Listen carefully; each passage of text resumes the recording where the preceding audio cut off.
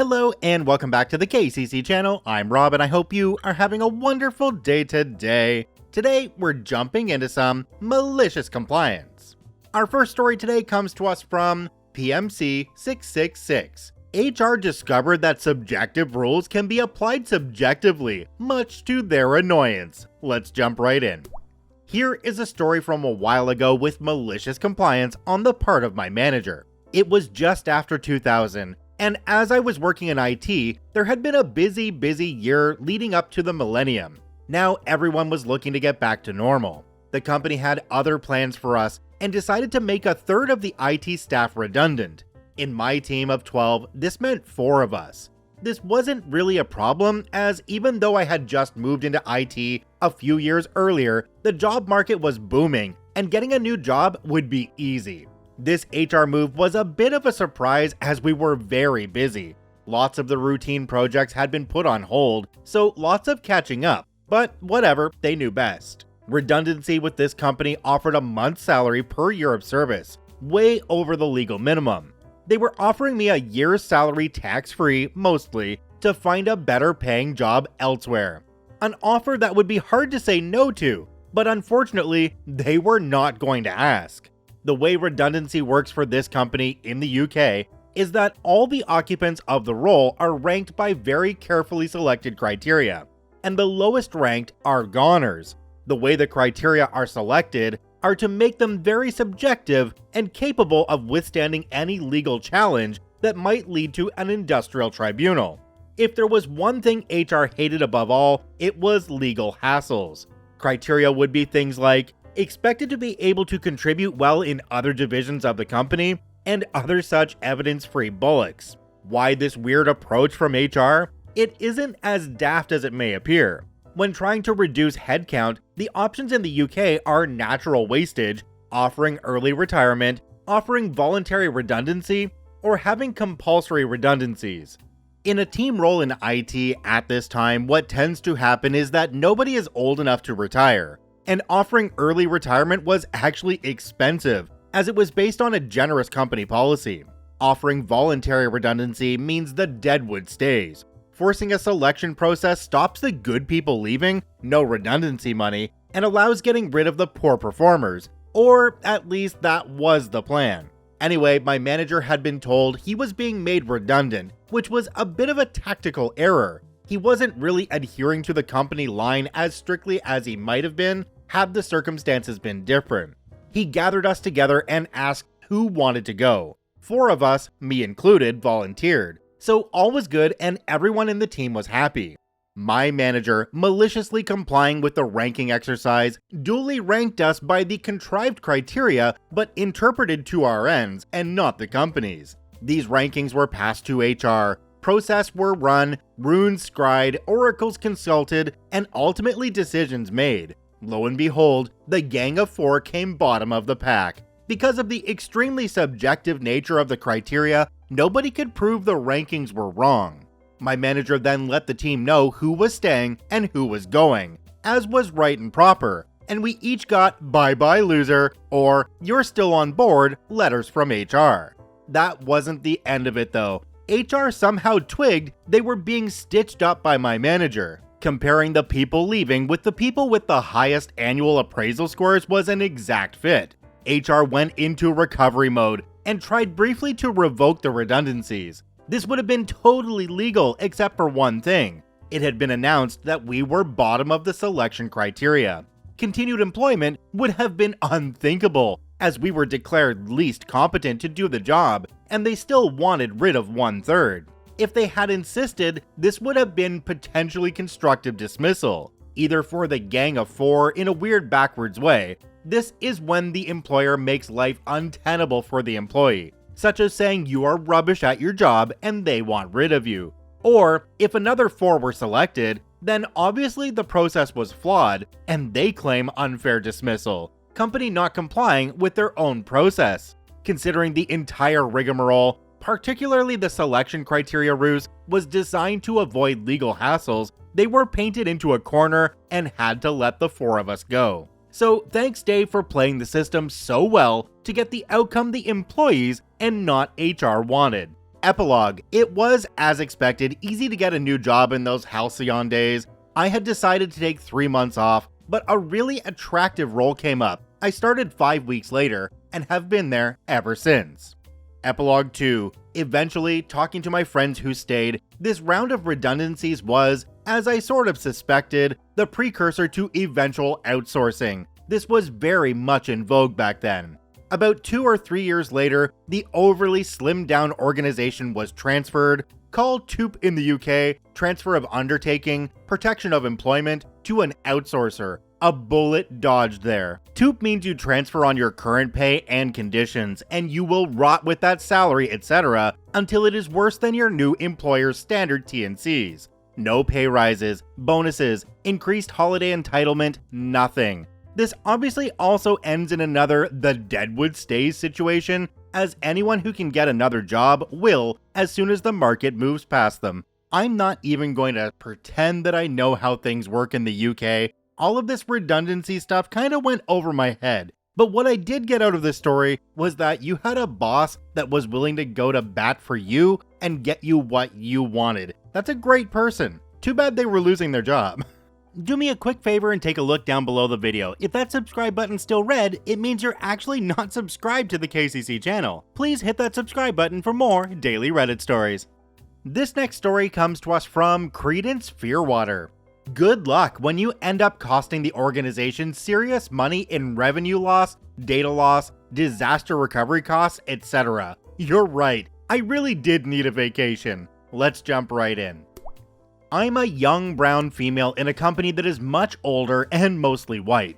Honestly, it's usually not that big of a deal because we work remote, and I work mostly with the same groups of people, and they know me and respect me now that I've earned it. But I also work a cross-functional role, so I lead company strategy and specific initiatives that reach across the organization. And of course, I deal with a lot of people ignoring me and confirming everything I say with my white male boss. But I also have a pretty great boss who will direct them right back to me, or more likely, ignore them till they just come to me on their own. This time, I was working with this individual who was leading another team, who, if it matters, is definitely a much more operational resource than myself. He and his team were assigned by their manager, who also openly questions my age and experience constantly, as a joke, to be my resources for this business-critical project. However, either willfully or otherwise are incapable of the smallest tasks, or do it carelessly, and break our workflows, etc. They won't even Google or Stack Exchange to find the right answer, and it honestly blows my mind. I decided it's better to just do it for them and not take credit, because otherwise it would be weeks off track and still incomplete. Every week they have questions that the team lead sends in an email to my boss with me copied that I will answer because it's my effing initiative. And mind you, I was hired for this role because I'm considered a thought leader in my field. And my boss does not have a clue to be able to answer it even if he wanted to, nor does he care. And they will ignore me and do what they want anyway, which I will spend many nights fixing on top of my already 10-hour days. One day, I answered and got frustrated and asked, without anyone else on copy, why I was answering if they weren't going to even acknowledge it or change what they were doing. And he says to me, with his manager on copy, because the questions weren't for you. These are strategy decisions that I need confirmation from, insert my manager name on. So I said okay. I brought up the situation with my manager, who said, okay, we have to be careful with fragile egos, as they were with the organization for many years, and probably didn't enjoy direction from someone younger and new. So he said, you've done your job, let them do theirs now. So I did. I stopped answering questions not directed at me, stopped doing their work for them, and started sending more detailed do's and don'ts to the team, and have my project manager, a wonderful woman who is also ignored of course, send weekly executive project updates to their manager as well as mine, etc. This report includes cost impact and risk. This was about 3 months back. Unbeknownst to the aforementioned team, I had already succeeded as far as my role was concerned. I presented my strategy along with expectations and assumptions, aka the do's and don'ts I continued to share with the team, and they continued to ignore, at the end of the first phase of this work. This was also about 3 months ago, coincidentally when I stopped fixing their mistakes and answering questions not meant for me. I also raised concerns with their manager, who ignored them, with my manager on copy, who also ignored them, but he tends to do that. The only response I got was a joke from the team's manager saying I needed a vacation. Cut to last week, a critical milestone for the project, the exact week I decided to take my PTO, because he's right, I did need a vacation. And just as I had said it would at this milestone, the entire project came crashing down. The data backups were of course not even saved appropriately, so we couldn't even recover that quickly. I, of course, did keep backups without letting the team know, because I'm not that petty. The biggest mistake you can make in an organization like mine is to disrupt business continuity, and let's just say business was seriously discontinued. Laugh out loud, as I said it would be to anyone who would listen, because business continuity disruptions mean big money losses. So anyway, I get a series of calls during my week off from my boss, and I didn't even have to explain the situation to him because he was on copy for most of this.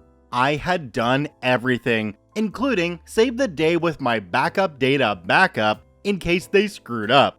I got showered with praises from my superiors, and I took the opportunity to pitch my boss a new initiative to lead, and of course it was a hit, as he was riding the wave of commendations to him as well for his department crushing it.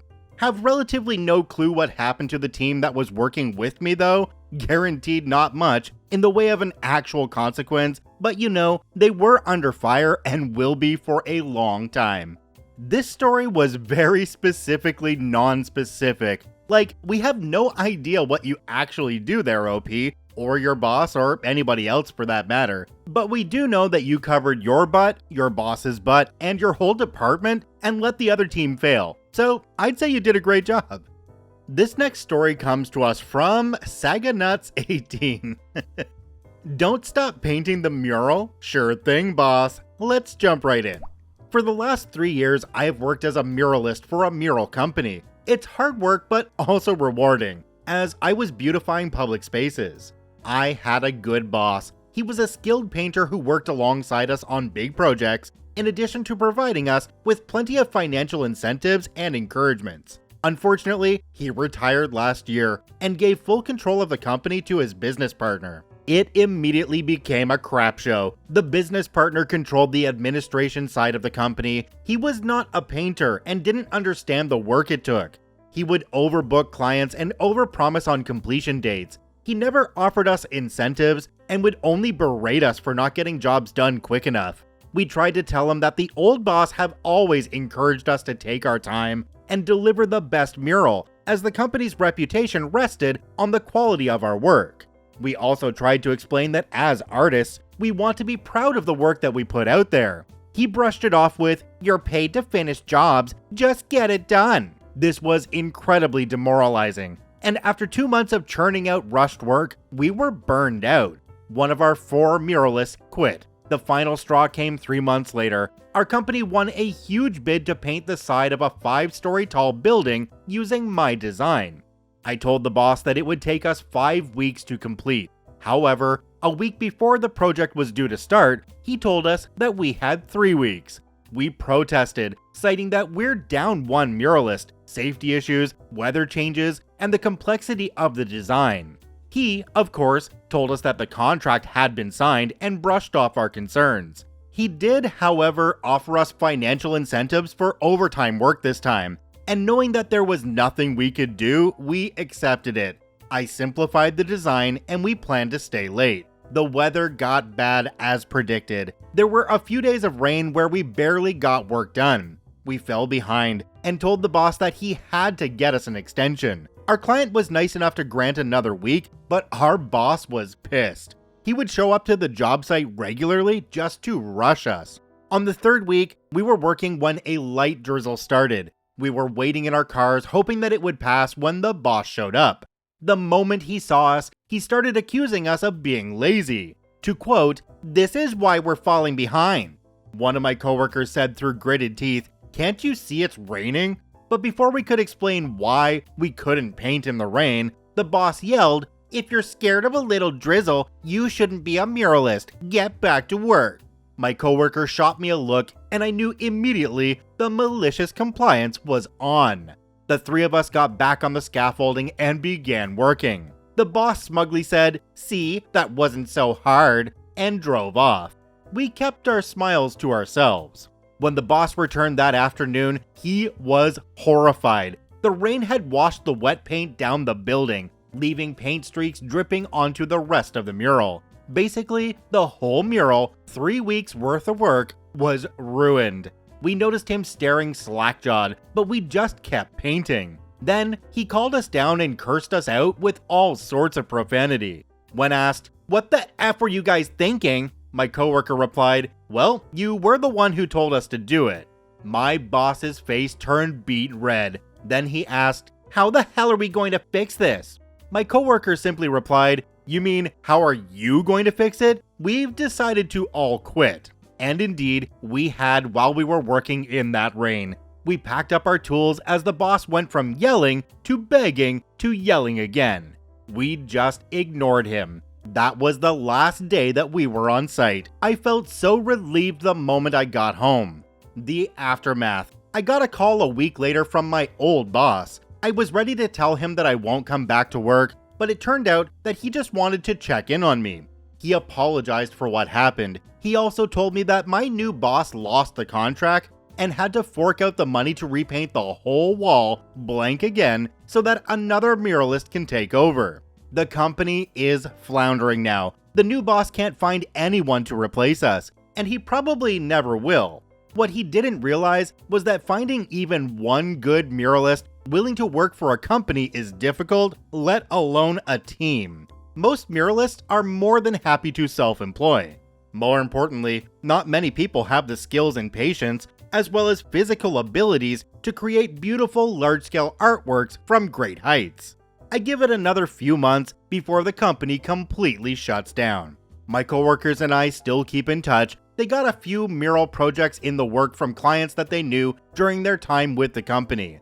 I help out now and then, but I'm still pretty burnt from the experience, so I think I'll look for other jobs for now. I don't really understand how some management people go from a mentality of, if it ain't broke, don't fix it, to, if it ain't broke, break it. It's really not a big surprise that the company was floundering afterwards. I guess you could say the writing was on the wall. Check out all 3 OPs linked in the description down below. I thank you for watching. I hope you have a wonderful day, and we'll see you tomorrow.